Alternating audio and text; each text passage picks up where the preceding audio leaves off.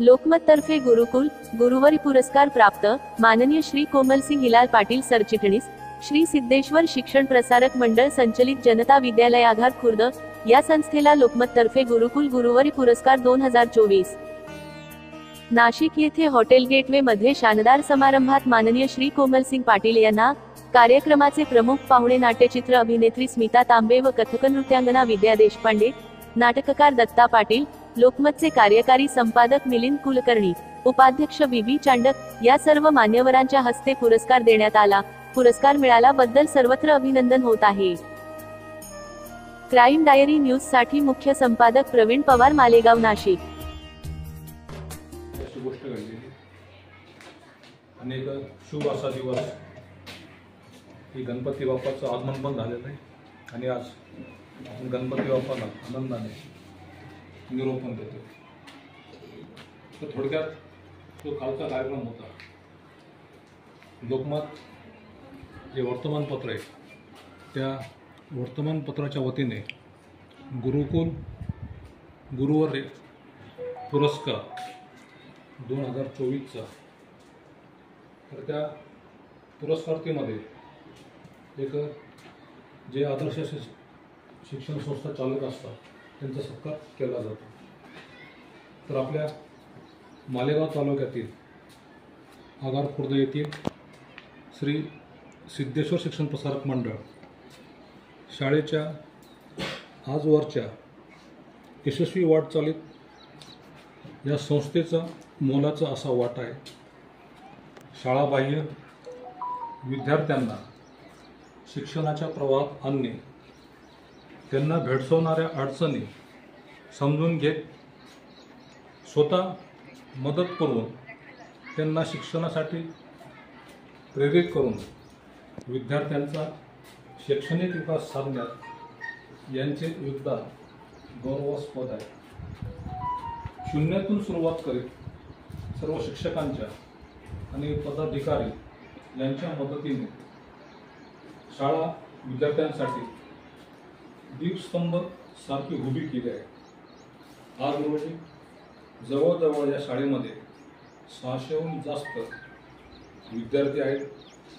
या काळात ज्या विद्यार्थ्यांना आर्थिक अडचणीमुळे शैक्षणिक साहित्य खरेदी करणे शक्य नाही अशा विद्यार्थ्यांसाठी मोफत शैक्षणिक साहित्यासह त्यांना मदत करणे या संस्थेचं आजवरचं यशस्वी असं कार्य आहे. शाळेतील विद्यार्थ्यांना मोफत गणवेश उपलब्ध करून देणे अति महत्त्वपूर्ण काम आहे. आपल्या संस्थेचे सरचिटणीस आदरणीय नानासाहेब आपल्या सहकाऱ्यांकडून करून घेत असतात. विद्यार्थ्यांसह आपल्या सहकारी शिक्षकांचा हक्कासाठी सुरू असलेल्या लढ्यात देखील त्यांचे योगदान आहे. सुरू असलेल्या लढ्यात ते नेहमी सक्रिय असतात. तितकेच नव्हे तर त्यांनी शिक्षक संघटनामध्ये विविध पदांची जबाबदारी यशस्वीपणे पार पडलेली आहे.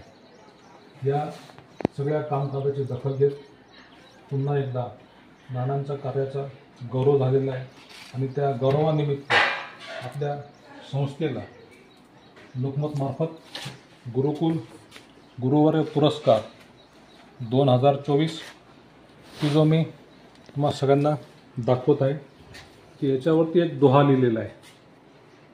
संत कबीर यांच्या हस्ते एक दोहा आहे. तस्मै श्री गुरुवे नमः, गुरु पारस्क अंतरो जानत हे सब संत, वह लोहा कंचन करे ये करी लय महंत.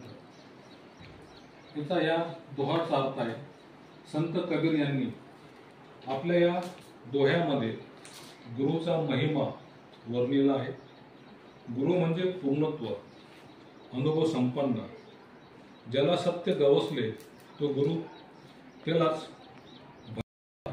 दूर करत ज्ञानाचा प्रकाश दाखविणारा गुरु हा आपल्या शिष्यांना आपल्या समान बनवत असतो. आधुनिक युगात विज्ञानाची कास धरताना त्याग, अनुभव, तपस्या, विवेक, वैराग्य, वत्सलता व अनुशासनप्रियता या 8 गुणांचा अखंड भाडी लागलेला गुरु दर्शवित आहे. गुरुसोबतच गुरुकुल हे देखील सर्वोत्तम शिक्षणाचे केंद्र मानले गेले आहे. गुरुकुल ज्ञानाबरोबर शहाणपण देण्यात मार्गदर्शकाची भूमिका निभावत आले आहे. निकोप समाजाच्या जडणघडणीत आपण दिलेले योगदान स्मरणीय आणि अभिनंदनीय आहे. त्यामुळेच कृतज्ञतेचा भाव व्यक्त करत लोकमतला आपणास सन्मानित करताना अतीव आनंद होत आहे. आपल्या पुढील आनंददायी व गौरवशाली वाटचालीसाठी शुभेच्छा.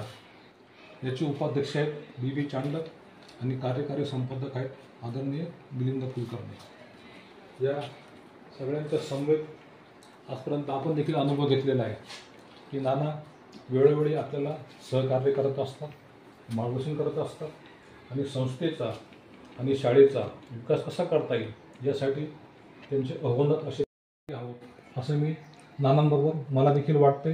आपल्या सगळ्यांना देखील या पाठीमागची शुभेच्छा आहे आणि आपण देखील या पुरस्कारामध्ये सहभागी आहोत.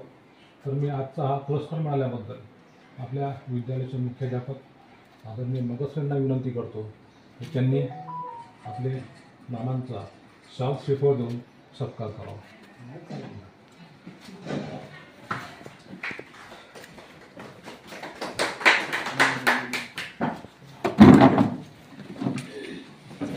साहेबांना मिळालेला आहे त्यांचा सत्कार आपले मुख्याध्यापक करीत आहेत.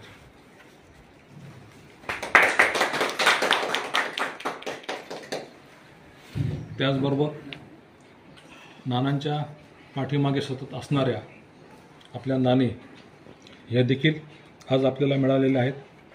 तर मी आपले ज्येष्ठ भाऊसाहेब गांगुर्डे मॅडम तसेच विद्यालयाच्या युवा शिक्षिका पवार मॅडम या दोघांना विनंती करतो की त्यांनी नानींचा सत्कार आपल्या शुभ हस्ते करावा.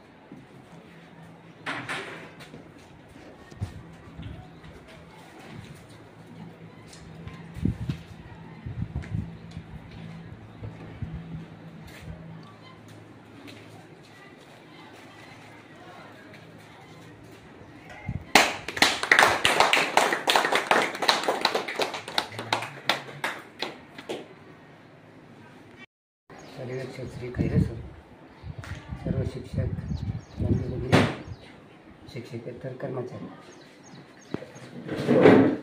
गेल्या रविवारी म्हणजे हा गेल्या परवाच्या दिवशी लोकमततर्फे हा जो पुरस्कार दिला संस्थेला दिला गेला आहे. संस्थेचे जे चालक असतात त्या चालकांचा त्या ठिकाणी गौरव केलेला आहे. शिक्षणामध्ये त्यांनी जे योगदान दिलं आहे किंवा ग्रामीण भागामध्ये कामकाज करत असताना, शैक्षणिक क्षेत्रामध्ये कामकाज करत असताना ज्या अडचणी असतात त्या अडचणींचा उहापोह प्रामुख्याने त्या ठिकाणी केला गेला. संस्था चालवणं हा काही सोपा खेळ नाही. त्याच्यासाठी खूप मोठं योगदान त्या ठिकाणी द्यावं लागतं. खरं म्हणजे पुरस्कार संस्थेला मिळाला आहे, मलाही मिळाला आहे. तो खरं म्हणजे पुरस्कार घेणं किंवा त्याच्यासाठी काही करणं हे माझ्या बुद्धिमत्तेला कधी पटलं नाही. माझ्या आयुष्यामध्ये मी असे अनेक पुरस्कार घेतले, मोठे मोठे पुरस्कार होते. परंतु जिल्ह्याच्या ठिकाणी लोकमतने जो गौरव केला तो अतिशय कौतुकास्पद आहे. कारण त्यांना माहिती आहे शिक्षण क्षेत्रामध्ये कामकाज करत असताना शहरामध्ये काम करणं फार सोपं असतं करत असतात. जेणेकरून आजच्या या 21व्या शतकामध्ये खऱ्या अर्थानं शिक्षणाचा जो प्रसार झाला पाहिजे किंवा त्याचा जो विस्फोट झाला पाहिजे त्याच्यासाठी जे आव्हानात्मक काम करत असतात ती खरोखर वाखाणण्यासारखं असतं. आणि म्हणून शहरी भागातील शिक्षकांपेक्षा ग्रामीण भागातील शिक्षक ज्या तळमळीने काम करतो त्या तळमळीने काम शहरातील लोक करत नाहीत. त्याचं कारण असं सांगतो की त्यांना भरपूर सुविधा असतात. आपल्याकडे प्राप्त अडचणी ज्या असतात त्या आपण कशा सोडायच्या कशाने करायच्या त्या आपल्याला सोडायला लागतात. आणि त्यांच्यासाठी शहरामध्ये फार मोठ्या शाळा आहेत, फार मोठा पैसा शहरामध्ये मिळतो शाळांना, आपल्याला दमडी मिळते. आपण स्वतः पॉकेट मनीतून काय करतो, खर्च करतो आणि हे पवित्र जे कार्य ते काम करत असते. आणि म्हणून या समाजाचा विकास होतो, देशाचा विकास होतो. त्यामुळे खऱ्या अर्थानं त्या कार्यक्रमाचं जे फोकसिंग होतं ते फोकसिंग फक्त ग्रामीण भागावर जास्त होतं. आणि खरोखर तुम्ही चॅलेंज स्वीकारलं आहे आणि त्याला तुम्ही सामोरं गेलेलं आहे. तेव्हा म्हणजे त्यांच्या बोलण्यामध्ये हाच अर्थ होता की शहरात आणि ग्रामीण भागात शिक्षणाची परिस्थिती काय, त्याच्यामध्ये कोणत्या प्रकारच्या अडचणी असतात, कोणत्या प्रकारचा शिक्षक त्या ठिकाणी कामकाज करतात, विद्यार्थी संख्येपासून प्रश्न असतो, अनेक प्रकारच्या पालकांच्या समस्या असतात, विद्यार्थ्यांच्या अडचणी असतात, संस्थेच्या अडचणी असतात, शिक्षकांच्या अडचणी असतात. त्या एकाच पातळीवर आपण कशा पद्धतीने सोडतो हे खरोखर मोठं चॅलेंज आहे. शहरामध्ये काम करायला त्यांनी तेच सांगितलं की फार सोपी गोष्ट नाही. इथं साधन सुविधा भरपूर उपलब्ध आहेत, त्या ठिकाणी अजिबात नाही, काहीच उपलब्ध नाही, पण ते उपलब्ध करून विद्यार्थ्यांचा विकास करणं हे त्यांना खऱ्या अर्थाने फार मोठं चॅलेंज आहे. आणि ते चॅलेंज ग्रामीण भागातील शिक्षकांनी स्वीकारलं आहे.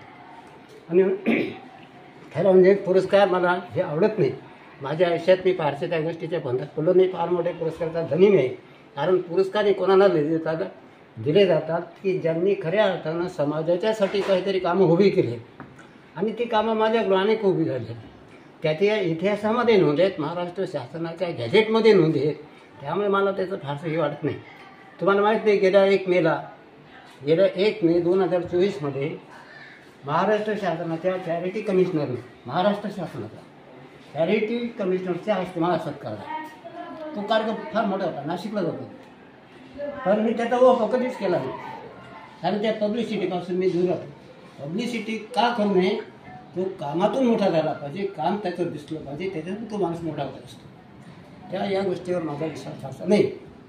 तेव्हा तो इतका मोठा कार्यक्रम होता, तिथं सगळी गव्हर्नमेंटचे अधिकारी होते, महाराष्ट्राचे चॅरिटी कमिशन, इतका मोठा कार्यक्रम होता. अतिशय सुंदर सत्कार त्यांनी केला. त्याच्याकडे मार्ग सगळं केलं, मोठी ट्रॉफी दिली त्यांनी, संस्थेला दिली, मला दिली.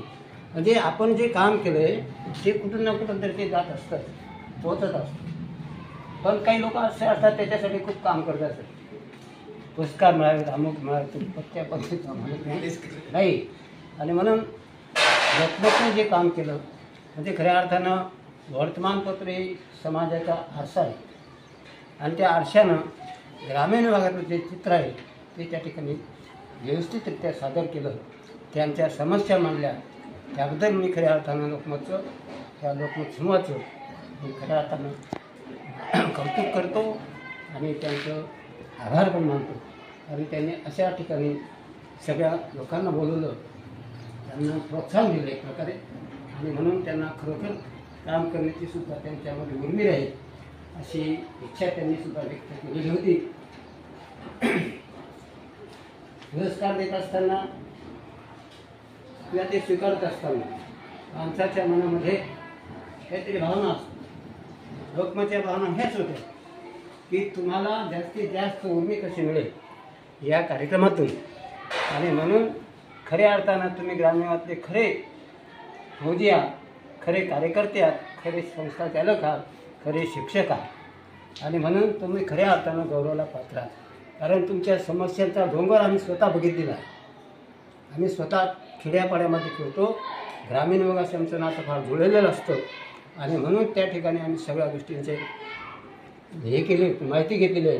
आणि त्यानुसार तुम्ही खऱ्या अर्थानं त्या पवित्र कामामध्ये अतिशय चांगल्या पद्धतीची झुंज देतात आणि समाजामध्ये त्या विद्यार्थ्यांना उभं करण्यासाठी, त्या शिक्षकांना उभं करण्यासाठी संस्थांनी फार मोठं योगदान दिलेलं आहे. ही त्यांनी खऱ्या अर्थाने त्या ठिकाणी भावना व्यक्त केली. तेव्हा जास्त काही न बोलता आपण या ठिकाणी थोडंसं छोटेखानी कार्यक्रम करून थोडा सत्कार केला, त्याबद्दल सगळ्यांचा आभार मानतो आणि कार्यक्रम संपला असं मी जाहीर